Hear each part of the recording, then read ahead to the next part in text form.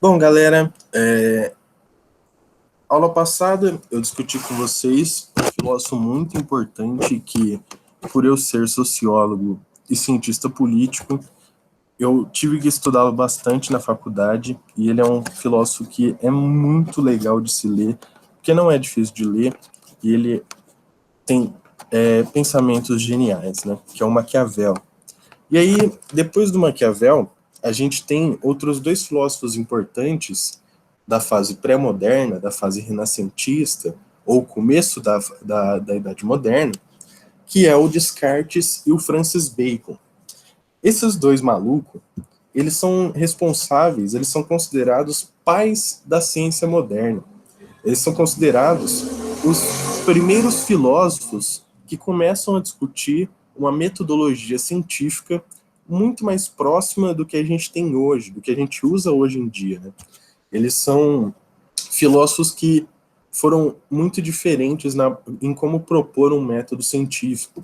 Havia métodos científicos, o Aristóteles criou um método, o Platão cria a dialética, o Aristóteles cria o silogismo, o materialismo, mas esses dois filósofos, eles estavam preocupados em ser o mais imparciais possíveis, ser o mais objetivos possíveis e criarem um método que conseguiria chegar à verdade em todas as áreas do conhecimento. E é um pouco ousado isso, acho que ninguém nunca conseguiu fazer isso, mas eles deram contribuições gigantescas para o pensamento filosófico ocidental moderno, e a gente deve estudar eles aí, eles são muito famosos pelo que eles escreveram. O primeiro, que vem depois do Bacon, o Bacon, gente, ele é do século XVI, e o Descartes é predominantemente do século XVII. Mas eu vou falar do Descartes primeiro, porque eu quero falar sobre o racionalismo e o empirismo. E o Bacon, ele é empirista. Depois do Bacon, eu vou falar do Hume e do Locke. E o Hume e o Locke são empiristas também. Por isso que eu falo primeiro do racionalismo e depois do empirismo. Mas o Bacon, ele é mais velho que o Descartes. Ele nasceu antes do Descartes, né? Bom, o Descartes, galera, talvez vocês já tenham escutado essa frase, uma frase muito famosa, que é penso, logo existo. E aí hoje eu vou tentar falar e desenvolver essa frase com vocês para vocês entenderem o real significado dela. E essa aí é uma figurinha dele, um retrato do Descartes na época. Vocês podem ver que não era a pessoa mais bonita do mundo, mas ele era um cara muito gente boa e que escreveu muita coisa legal. E aí, uma rápida trajetória da vida dele, para vocês verem como foi. É uma vida bastante movimentada. Ele morou em vários países, ele viajou por vários lugares do mundo. Ele, desde pequeno, ele meio que se criou sozinho, porque a mãe dele morreu quando ele era muito pequeno, quando ele tinha cerca de 2 anos de idade. E aí o pai dele não tinha muito jeito de pai, era um pai meio ausente, então ele foi meio que se criando sozinho, mas ele era de uma família classe média, burguesa, meio nobre, então ele sempre teve acesso a estudos, né? E quando ele tinha 8 anos de idade, ele entrou no colégio jesuíta, e para virar padre, para seguir carreira de monge. Mas aí, dentro do colégio jesuíta, ele estuda várias coisas, estuda filosofia, ele até tem várias críticas à filosofia, ele estuda bastante matemática no colégio jesuíta também, e essa é a primeira fase do Descartes, né? A fase naturalista, a fase da física, a fase das ciências exatas, e ele é matemático, né? O Descartes, ele se forma como matemático depois. Então, a matemática e as ciências exatas é muito importante na formação dele. E ele tá lá, estuda durante 10 anos no colégio jesuíta, só que ele não gosta da profissão de padre, ele não gosta de seguir carreira na área religiosa, e aí ele decide sair do colégio e estudar direito. E aí ele estuda direito, se forma em direito em 1616, só que ele também não quer seguir carreira nisso, e aí ele decide virar nômade. Ele decide não se estabelecer em nenhum país e ir andando, ir viajando para onde tivesse um rolê aí legal para fazer, e vamos que vamos, tocando a vida em vários lugares do mundo. E aí ele se alista, ele vai para a Holanda e ele se alista no exército de Maurício de Nassau. Maurício de Nassau foi responsável pela invasão holandesa no Brasil, que quase colonizou uma parte do Nordeste, fez com que o Nordeste virasse holandês, né? Só que ele não participou dessa guerra, ele participou de outras guerras e outras batalhas do Maurício de Nassau. Então ele viaja com o Maurício de Nassau pela Alemanha, pela Holanda, pela Bélgica, pela Espanha, para a Inglaterra, para a França. E em certo momento ele retorna à França porque ele recebe o convite para virar professor numa faculdade francesa, né? E aí quando ele se torna professor na faculdade francesa, ele começa a escrever sem parar vários livros, várias teorias, vários ensaios, e começa a produzir muita coisa na época. Só que, apesar dele ser católico, apesar dele quase ter virado padre, ter feito um colégio jesuíta, as coisas que ele escrevia sobre filosofia não eram muito bem vistas pela Igreja Católica. Ele, inclusive, ele tem um ensaio que ele escreve sobre o heliocentrismo, sobre o Sol estar no centro do universo e não a Terra. O geocentrismo era a visão que a Igreja Católica tinha, né? E aí esse ensaio que ele escreve sobre o heliocentrismo é na mesma época em que o Galileu fala sobre o heliocentrismo e prova o heliocentrismo. Só que o Galileu ele é condenado pela Inquisição, e o Galileu tem que pedir perdão para não morrer. E como ele vê que o Galileu se ferrou por causa disso, ele deixa de publicar esse ensaio. Ele guarda esse ensaio e fala, não vou publicar isso, vou deixar ele aqui, vou publicar depois, porque senão eu posso me ferrar, como o Galileu se ferrou. Então ele, apesar de ter essa formação católica e ter estudado em colégio jesuíta, ele não era muito bem visto pelos católicos, ele não era muito bem quisto pela igreja, pelas coisas que ele falava e escrevia na filosofia. E aí ele decide ir para a Holanda. A Holanda, ela era uma região que não tinha tanta influência assim da Igreja Católica, né? É o berço de uma das reformas protestantes, então você tinha uma maior liberdade religiosa do que você tinha na França. E aí na Holanda ele vai lá para continuar escrevendo, para continuar publicando suas coisas. E em 1937 ele escreve a maior obra dele, né, que é o Discurso do Método. O Discurso do Método é considerada uma das maiores obras de epistemologia da história e a base da ciência moderna que a gente tem hoje, né? E, como eu disse para vocês, ele sempre foi um nômade, né? Ele morou na França, na Holanda, na Alemanha. E aí, em 1650, a rainha da Suécia pede para ele virar professor dela. E ela queria aula de matemática, aula de filosofia, aula de política. Então, o René Descartes se muda para a Suécia para dar aula para a rainha. Inclusive, ele tem casos com a rainha, se torna amante da rainha da Suécia durante o tempo que ele ficou lá. E aí, ele não aguenta o inverno sueco, ele contrai uma pneumonia e morre com 54 anos de idade. Que não é uma vida muito curta, o padrão e qualidade de vida da época, né? Mas morreu cedo, morreu apenas com 56 anos. Se tivesse vivido até os 80, o que não teria produzido, né? Certo, galera? Posso passar? Pode. Beleza. E aí, meus queridos, uma das coisas que mais motivava o Descartes a estudar sem parar e produzir conhecimento é que o objetivo de vida dele era criar um método científico ou criar um método de pensamento para você conseguir aplicar em todas as áreas do conhecimento e chegar a verdades absolutas. O que é bastante difícil, né? Bastante pretensioso. É uma empreitada e tanto aí para você tentar buscar na sua vida, né? Chegar a verdades absolutas em qualquer área do conhecimento. E o Descartes, galera, como eu disse para vocês, ele era um matemático. Ele teve a formação nas ciências exatas e a primeira fase da filosofia dele, ele fala muito sobre física, matemática, natureza e a física natural, né? A filosofia natural que ele chama. E ele, baseado nessa formação matemática que ele tem, ele chega à conclusão que a gente não precisa dos nossos sentidos para chegar a uma verdade. A matemática, ela consegue provar teoremas, consegue provar o que eles estão querendo a partir da pura racionalidade, a partir do puro raciocínio lógico e de funções x e faz comparações, chega a provas, faz a contraprova e você consegue chegar a uma teoria universal e irrefutável da matemática.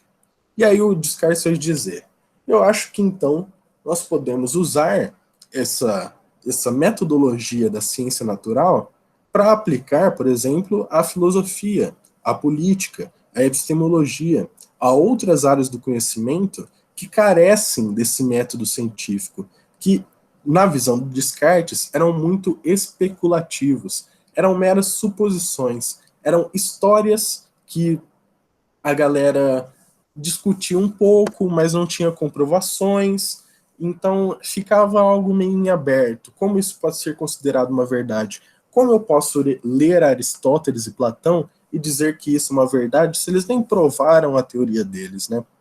O Descartes ele queria provar a teoria. Ele parte desses três princípios, né? Que a matemática prova as coisas independente das falhas humanas, independente dos sentidos, que todos os seres humanos são racionais, eles podem usar a sua racionalidade de forma diferente. Ele diz até que alguns seres humanos usam a racionalidade de forma ruim, mas todos os seres humanos são racionais. E o segundo princípio que eu quero discutir muito com vocês é que os nossos sentidos são extremamente falhos. Então, se você se baseia nos seus sentidos para afirmar algo ou para buscar conhecimento, isso vai ser prejudicial, isso não vai ser bom. Você não vai conseguir chegar a uma verdade se baseando nos seus sentidos. Mas, professor, se eu não basear nos meus sentidos, eu vou me basear em quê?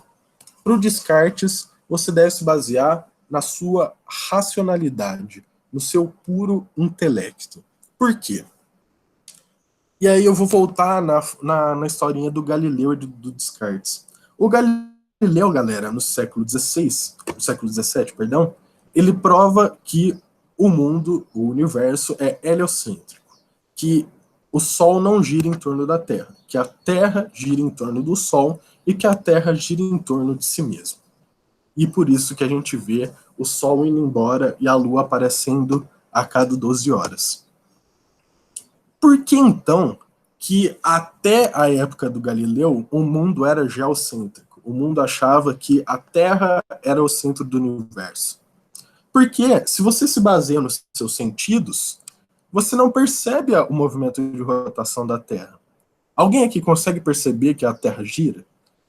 Se ninguém na sua vida te falasse que a Terra gira, você ia achar que a Terra está parada. Que a Terra está parada e que o Sol gira, e que a Lua gira e aparece. Esses são seus sentidos dizendo que a Terra não gira, porque você não consegue perceber. Nossos sentidos são extremamente falhos. Tem uma parte muito legal do discurso do método que o Descartes fala dos sonhos. Ele vai dizer, o sonho é uma historinha muito louca. É um negócio que não existe. É pura coisa da minha cabeça. O sonho, ele, na visão do Descartes, é imaginar dormindo ou ver dormindo o que as pessoas loucas veem acordadas. Então ele vai dizer, se no sonho eu tenho inúmeras possibilidades que não existem, às vezes no sonho eu estou correndo de alguém, eu estou voando, ou eu estou me relacionando com uma pessoa, e na verdade eu não estou fazendo nada disso, na verdade eu estou deitado na minha cama dormindo. E por que que na minha cabeça eu me imagino voando ou caindo de um penhasco? Para ele, é os seus sentidos te enganando. E o que garante que os seus sentidos não te enganam o tempo todo? Quando você está caindo num sonho, você não acelera o coração, não tem ansiedade, adrenalina, você não fica com medo. Toda essa reação que você tem no seu corpo, quando você está sonhando e está caindo, está voando, é uma reação esperada, porque teus sentidos estão dizendo, Você tá voando, cara. Você tem que ter adrenalina porque isso é perigoso. Você pode morrer aqui. Então você tem uma injeção de adrenalina, uma série de reações que teus sentidos causam. E ele vai dizer: como a gente pode confiar nos nossos sentidos se eles são tão falhos assim? Se eu tomar um pouquinho de cerveja, eu já não consigo dizer se o que eu tô falando é verdade. Porque meu sentido ele é muito ruim. E se ele é falho em diversos momentos, se ele falha e eu não consigo buscar a verdade a partir dele em vários tempos da minha vida, em vários episódios da minha vida, como eu posso confiar nele? Quando eu posso confiar nos meus sentidos? Quando eles estão dizendo a verdade e quando não estão? Essa é a grande questão do Descartes. A busca da verdade absoluta somente pela racionalidade, ignorando os teus sentidos. Tudo bem? Vocês entenderam, gente?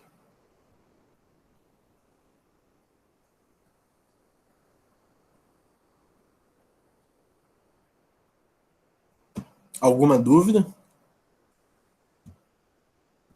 Nenhuma. Beleza. E aí o Descartes, ele cria um método cartesiano. Gente, vocês já viram plano cartesiano na aula de funções, né? Ou na aula de geometria analítica, na aula de geometria geral. Plano cartesiano. Aquele que é x, y. Já viram isso? Então, o Descartes que cria esse plano cartesiano. Ele é um matemático que cria esse bagulho aí. Por quê? Ele achava que se a gente pegasse os mesmos princípios matemáticos que, por meio do raciocínio lógico, provam uma verdade, a gente não precisa usar nossos sentidos, não precisamos confiar nos sentidos. Eles são muito falhos, então não confiaremos neles, porque eles podem nos enganar a todo momento. Tudo bem? E ele tenta criar esse método, né? Não tenta nem criar, né? Ele parte do método matemático, adapta ele a outras áreas do conhecimento.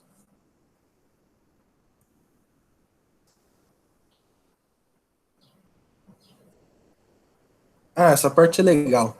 Nada que pode ser duvidado é aceitável como fundamento de seu sistema. Ou seja, se a afirmação que eu estou tendo por meio dos meus sentidos pode ser refutada, pode ser duvidável, então eu não posso usar ela no meu método para gerar o conhecimento. Ele prova a existência de Deus por meio desse método, gente, que eu acho muito legal. E essa aqui são duas passagens do discurso, do método, que eu queria ler para vocês, porque é muito boa. Tudo que, até o presente, aceitei como mais verdadeiro e certo, fiquei sabendo pelos sentidos ou através deles. Mas posso provar que algumas vezes os sentidos me enganam, e que é sábio não confiar inteiramente em algo que já alguma vez nos enganou. Olha que da hora. Se o teu sentido te engana em várias partes da sua vida, quando você está sonhando, quando você está bêbado, quando você está muito cansado e tem que fazer uma prova, quando você está apaixonado, seus sentidos te enganam. Então, se eles te enganam em vários momentos da sua vida, por que eles não te enganam a todo momento? Visto que os sentidos nos enganam algumas vezes, decidi supor que nada fosse como eles nos fazem imaginar. Então, o Descartes, gente, ele parte de um princípio muito legal. Ele fala assim: se eu não posso confiar nos meus sentidos, eu tenho que duvidar de tudo. Eu tenho que duvidar de tudo que existe. Tudo mesmo, literalmente. Se eu duvido de tudo que existe, e eu vou achar algumas coisas, alguns princípios ou preceitos que são indubitáveis, né? Que eu não consigo duvidar, que eu não consigo refutar. Essas coisas que eu não consigo duvidar e que eu tenho certeza de que elas são, é da onde eu tenho que partir, é da onde que eu tenho que começar. É o princípio que eu preciso para gerar o conhecimento. São verdades que eu não consigo duvidar. Aqui ele fala do sonho, que eu acabei de falar para vocês.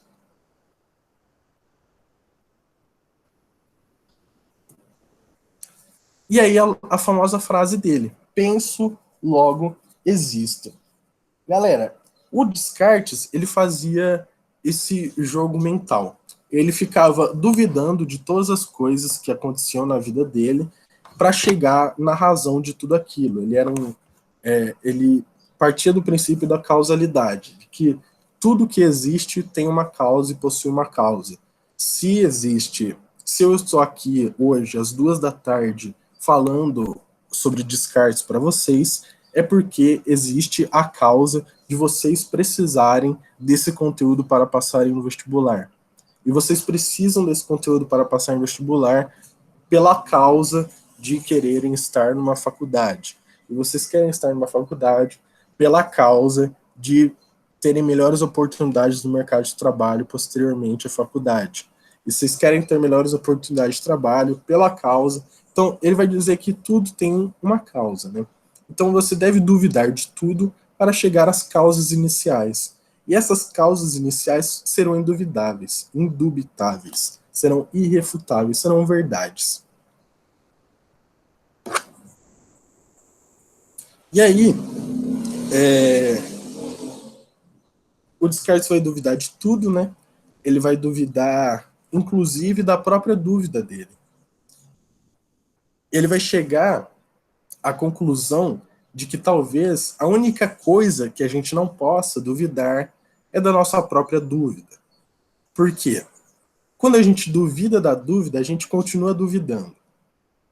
Essa parte é um pouco difícil. Se não estiverem entendendo, abram o microfone para falar comigo. Quando a gente duvida que a gente está duvidando, a gente entra num limbo. Porque se você duvida da dúvida, você não consegue chegar a lugar nenhum. E o fato de você duvidar que está duvidando faz com que você continue duvidando. Então, você não pode duvidar a dúvida, segundo Descartes. Se eu duvido, e o ato de duvidar, no caso, é feito pelo pensamento. Você só consegue duvidar de algo se você pensar. O ato de pensar parte do intelecto. Se o ato de pensar parte do intelecto, é porque é algo pessoal. Então, o ato de duvidar prova que eu sou um intelecto pensante. Se eu sou um intelecto pensante, quer dizer que eu existo. Por isso que Descartes diz, penso, logo existo. Porque ele fala que a única coisa que não podemos duvidar é da própria dúvida. Então, duvidar da dúvida é algo indubitável. Então, se eu duvido, eu penso. Se eu penso, é porque isso partiu do meu intelecto. E se partiu do meu intelecto, eu sou um intelecto pensante. E se eu sou, eu existo. Entenderam, gente? É um pouco complicado esse raciocínio. É meio chatinho.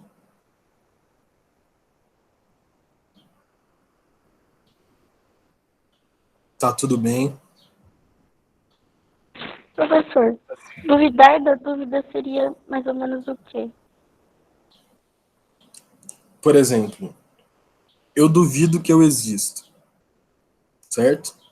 Então, eu imagino agora que eu, na verdade, estou deitado numa cama, sonhando, e que toda a minha vida, que eu acho que é a realidade, na verdade é um sonho. Eu estou duvidando da minha existência, tudo bem? Se você duvida que você está duvidando da sua existência, você entra num limbo. Como que eu duvido que eu estou duvidando? É assim, por exemplo. Você entende? Sim, sim. Então, eu duvido que eu estou praticando o ato de duvidar sobre a minha existência. E aí ele vai dizer, mas você não deixa de duvidar, porque você continua duvidando, certo? Então isso é indubitável. Não tem como você duvidar da sua própria dúvida. Entende? É difícil mesmo, é normal ficar confuso Entendi. nessa parte. A parte que ele prova Deus é tão difícil quanto. a parte que ele prova Deus, eu acho muito legal, gente. Ele vai dizer assim, lembra que o Descartes duvida de absolutamente tudo. Aí ele vai dizer, por exemplo, temos que duvidar porque somos machistas. Ele não disse isso, obviamente, eu estou dizendo, tá? Usando Descartes. Então, duvidamos que somos machistas. Por que somos machistas? E aí você começa a regredir as causas. Por que os homens, hoje, ganham mais dinheiro e estão em posições de poder? Ou porque eles aparecem mais entre os políticos, entre os empresários, entre as classes privilegiadas? E aí isso faz com que eu me espelhe nesses homens mais bem-sucedidos e aí projete uma superioridade irracional sobre as mulheres, o que a maioria dos homens faz. Então, você deve duvidar de tudo que você pensa e tudo que você acredita. E aí o Descartes vai dizer, por que eu penso no infinito? Eu só posso pensar em algo que existe. Eu não posso pensar em algo que não existe. Por exemplo, pense numa nova cor. Nesse exato momento, todos vocês. Pensem numa nova cor. Nova cor de lápis mesmo, de nova cor. Cor. Vocês conseguem pensar numa cor diferente? Agora, sim. Não. Todas as cores que vieram na sua cabeça são cores que você já viu em algum momento da sua vida. Você consegue até pensar em duas cores diferentes e misturar essas duas cores para criar uma nova cor. Mas não deixam de ser cores que já existem. Entende?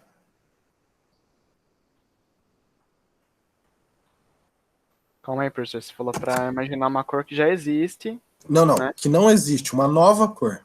Ah, tá. Não consigo não. Vocês não conseguem imaginar uma nova cor. Todas as cores que vocês têm na sua cabeça são cores que já existem, o que vocês viram em algum momento da sua vida, certo? Se eu tenho um pensamento, na visão do Descartes, é porque existe uma causa por trás disso. E essa causa existe na realidade.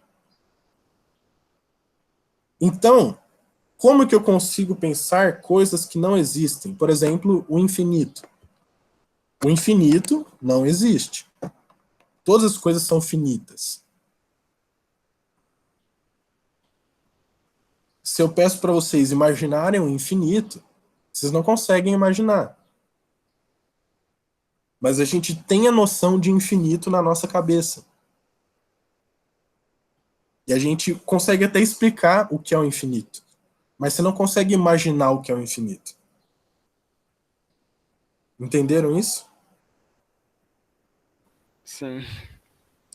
E aí ele vai dizer, não existe nada que é perfeito no mundo. Mas a gente fala coisas, a gente fala a palavra perfeito em vários momentos da nossa vida. E a gente até tem um culto à perfeição na nossa sociedade. E não existe nada que seja perfeito. Claro, existe Deus, mas para as pessoas que acreditam em Deus. Tirando no mundo terreno, na Terra, na nossa sociedade, não existe nada perfeito. E por que a gente tem a noção de perfeito na nossa cabeça se a gente nunca viu nada que é perfeito? E a mesma coisa, se eu pedir para vocês imaginarem algo perfeito, vocês não conseguem imaginar.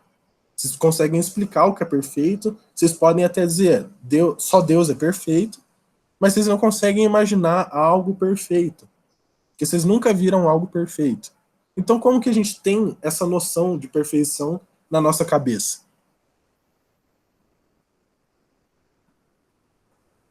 Vocês entenderam? Uhum. E aí o Descartes vai dizer, existem coisas que não existem na Terra, mas que a gente tem a noção dentro da nossa cabeça, que a gente sabe o que é. E qual a causa de eu saber essas coisas, então, se elas não existem na Terra? Lembra? Tudo que a gente conhece e sabe, todo o intelecto que a gente tem, é porque existe uma causa. É porque a gente viu isso em algum momento na nossa vida. Então, como que eu consigo ter a noção na minha cabeça de coisas que eu nunca vi e que não existem na prática? Na visão de Descartes, a única causa que seria provável de eu conseguir ter essas noções de perfeição, infinito na minha cabeça é a existência de Deus. Porque só Deus é infinito, só Deus é perfeito, então só Ele nos pode colocar essa noção na nossa cabeça. Se Deus não existisse, nós não conseguiríamos ter a noção de perfeição na cabeça, ou o que é infinito. Aí ele prova a existência de Deus a partir do puro raciocínio lógico. Claro, eu não estou querendo converter ninguém aqui, eu estou dizendo uma passagem do Descartes de uma forma extremamente simples, tentando ser o mais didático possível, e ele ocupa todo o livro dele do discurso do método para tentar provar a existência de Deus. Eu estou tentando falar isso para vocês em 5 minutos. Mas o Descartes prova a existência de Deus por meio do raciocínio lógico, dizendo que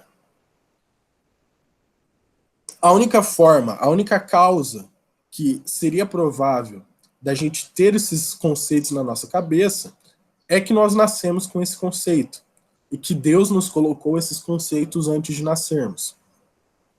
Ele prova também no discurso do método que a alma é imortal. Mas isso aí é outra discussão, que eu não vou ter tempo de discutir com vocês. Mas eu acho extremamente da hora o jeito que ele prova a existência de Deus. A única forma de você conhecer algo perfeito é vendo algo perfeito. E se você nunca viu algo perfeito, é porque algo perfeito lhe deu essa noção e esse conceito na sua cabeça. Então, é Deus que fez isso. Tudo bem? Alguma dúvida, gente? Não, professor. E aí, o último slide do Descartes. E aí eu vou falar do Bacon aulinha que vem, hein? O método dedutivo cartesiano. O Descartes, ele diz assim: como chegar ao conhecimento, galera? Vou falar meu método aí. Peguem evidências. Pegue um objeto de estudo. O que vocês querem estudar? E duvide de tudo a partir disso. Duvide, desnaturalize tudo. Nada que está ali é natural, nada que está ali pode ser dito como verdade ou afirmado como uma verdade. Separe todas as partes desse objeto nas mínimas partes possíveis para ser olhado de pertinho, minuciosamente analisado bem de perto. Então, o que ele está dizendo? Vamos supor que eu quero estudar a dinâmica do cursinho NEAR, certo? E eu quero fazer o meu TCC sobre o NEAR. Eu vou falar sobre educação popular em Araraquara. Então, o meu objeto de estudo é o NEAR, o cursinho. Essa é a minha evidência. Quais são as outras evidências? A chácara Sapucaia. No caso agora, como a gente está no EAD, as evidências são o notebook, o Meet Google, todas as pessoas que estão na sala agora assistindo a aula, o grupo do WhatsApp que a gente tem, o grupo do WhatsApp que os professores têm, as reuniões que os professores fazem. Tudo isso são evidências do meu objeto de estudo, que é o cursinho NEAR. E aí eu passo a duvidar de tudo. E não duvidar da existência daquilo, mas passo a problematizar tudo. Tudo bem? E aí eu venho e converso com cada um de vocês para saber como é o cursinho, quais são os lados positivos e negativos, qual é as coisas boas que você aprendeu durante o cursinho e quais são as coisas que você achou que não aprendeu ou que os professores nem chegaram a comentar. Eu vou lá e analiso a conversa do WhatsApp, eu vou lá e vejo, acompanho a reunião dos professores. Tudo isso faz parte da dúvida cartesiana. Você problematizar e duvidar de todas as evidências que você coletou do seu objeto. E separar esse objeto nas mínimas partes possíveis. Tudo bem? Se eu tenho um grupo de alunos, separo aluno por aluno e entrevisto aluno por aluno, para ter o maior número de informações possíveis em relação àquilo. Depois de tudo isso, eu vou analisar, que já faz parte dessa separação dos objetos em pequenas partes, para você estudar minuciosamente cada partezinha, e depois eu vou fazer a síntese.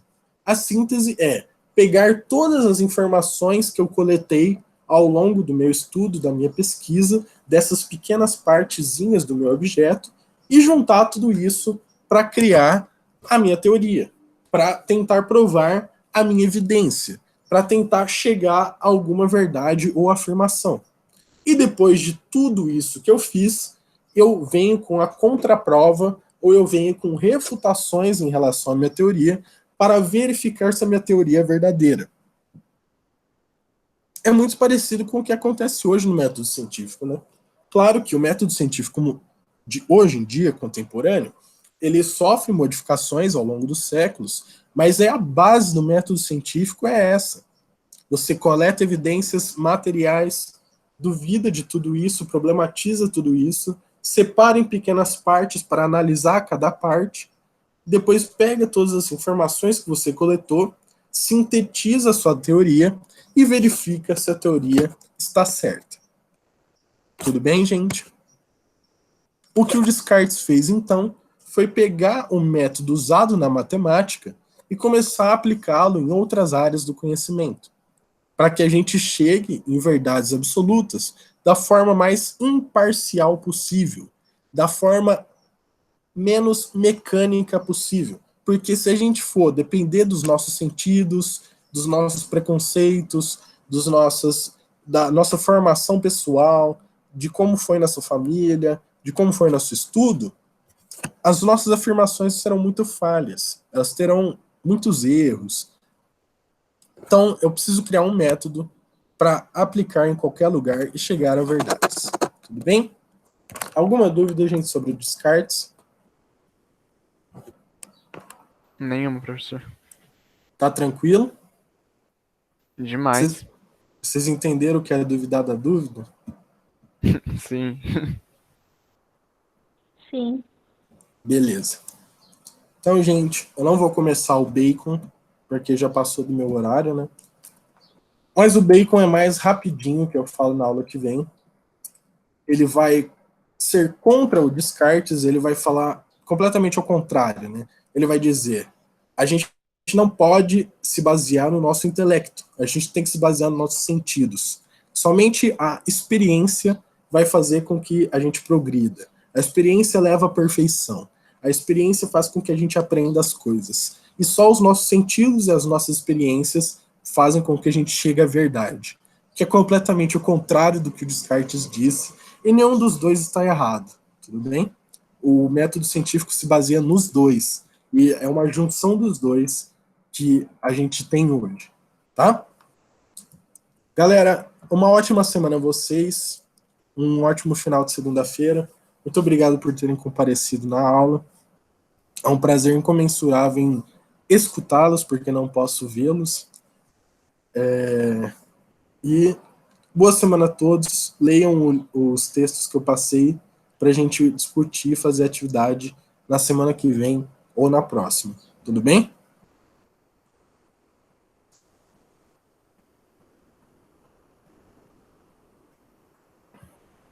Um beijo a todos aí. Boa tarde. Nada, que isso.